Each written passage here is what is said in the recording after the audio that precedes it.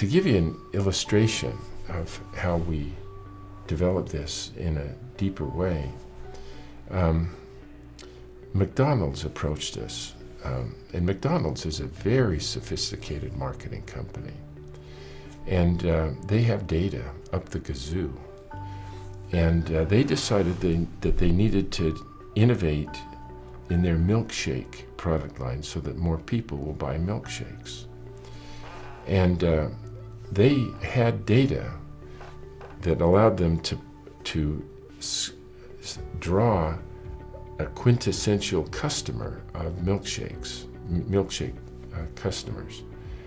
And they then would identify this profile of a milkshake customer. It turns out I fit that profile very well.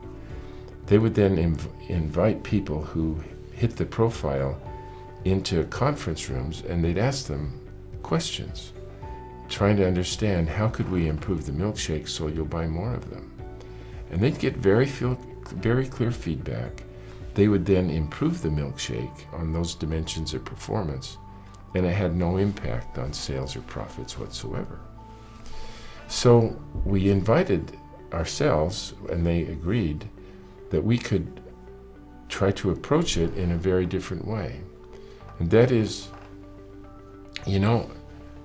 there's a job out there somewhere that arises in people's life on occasion that causes them to need to buy a milkshake.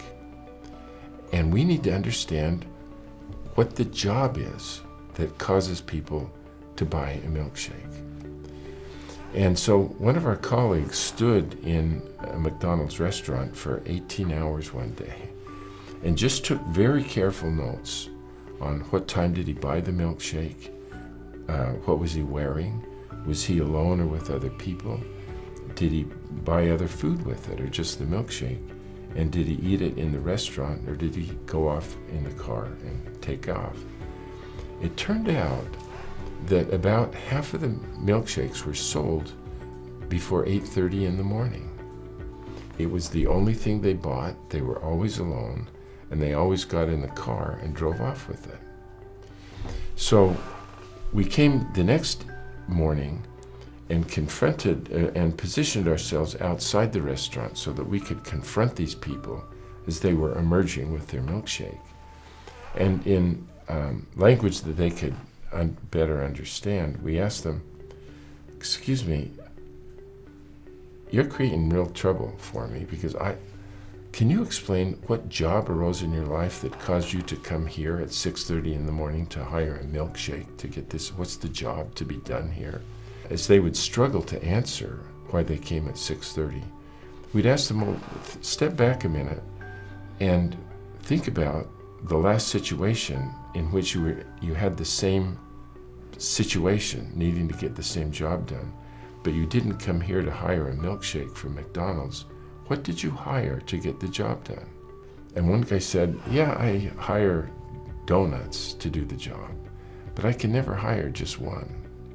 And another guy said, I do bagels, but boy, they're dry and they're tasteless. And so I have to put cream cheese on and steer the car with my knees while I'm putting cream cheese on. And it turns out, one of them said, I hired a Snickers bar to do the job, but I felt so guilty. I've never hired Snickers again. And one guy said, I never thought about it before, but last Friday I hired a banana to do the job.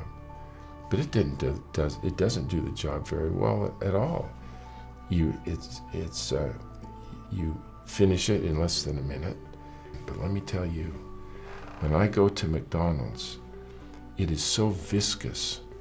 It takes me about 23 minutes to suck it up that thin little straw. And I don't care what the ingredients are. All I know is that when 10 o'clock comes, I'm still full.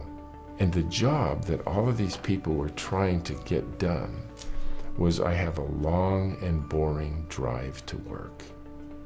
And I needed something that would just keep me engaged with life while I'm driving the car.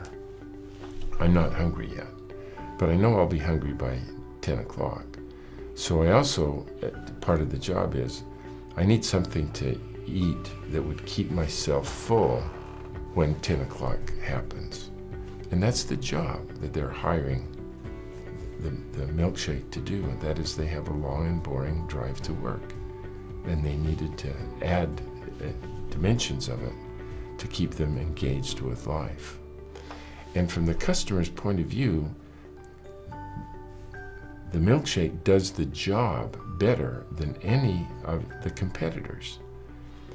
And the competitors from the customer's point of view are not just in the product category, but they draw from bananas and donuts and bagels, as I mentioned.